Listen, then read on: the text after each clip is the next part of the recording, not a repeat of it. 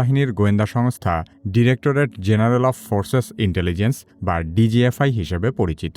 অভিযোগ রয়েছে যে ডিজিএফআই এর কাউন্টার টেরোরিজম ইন্টেলিজেন্স ব্যুরো বা সিটিআইবি আয়নাঘর নামে পরিচিত কুখ্যাত কারাগারটি রক্ষণাবেক্ষণ করে থাকে।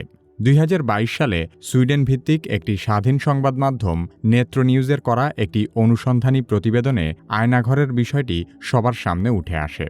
সেখান থেকেই দেশের মানুষ জানতে পারে যে বিভিন্ন সময়ে বলপূর্বক গুমের শিকার ব্যক্তিদেরকে আয়নাঘরে আটক করে নির্যাতন চালানো হতো। আয়নাঘর ঢাকা সেনানিবাসের ভেতরেই অবস্থিত বলে ধারণা করা হয়। আয়নাঘরে বন্দী থাকা সাবেক এক সেনা সদস্য জানিয়েছেন, অতীতে এই জায়গাটি জয়েন্ট ইন্টারোগেশন সেল নামে পরিচিত ছিল। পরবর্তীতে একে সংস্কার ও বর্ধিত করে আয়নাঘর বানানো হয়েছে। গুমের শিকার হওয়া বেশ কয়েকজন সাবেক সেনাবাহিনীর কর্মকর্তা আয়নাঘরের অবস্থান প্রকাশ করেছেন। তারা জানিয়েছেন, এই আয়নাঘরটি ডিজিএফআই এর অফিসের ঠিক পেছনেই অবস্থিত। এখানে কমপক্ষে ১৬টি কক্ষ রয়েছে, যেখানে একসাথে ৩০ জনকে বন্দী করে রাখা যায়। আয়নাঘরের দায়িত্বে থাকা কয়েকজন সামরিক কর্মকর্তা গোপন এই কারাগারের ছবিও প্রকাশ করেছেন। এসব ছবি দেখলেই বোঝা যায় গোপন এই কারাগারে কাউকে বন্দী করা কতটা অমানবিক। এখানে বহু লোককে বিনা বিচারে বছরের পর বছর, এমনকি যুগের পর যুগ আটকে রাখা হয়েছে।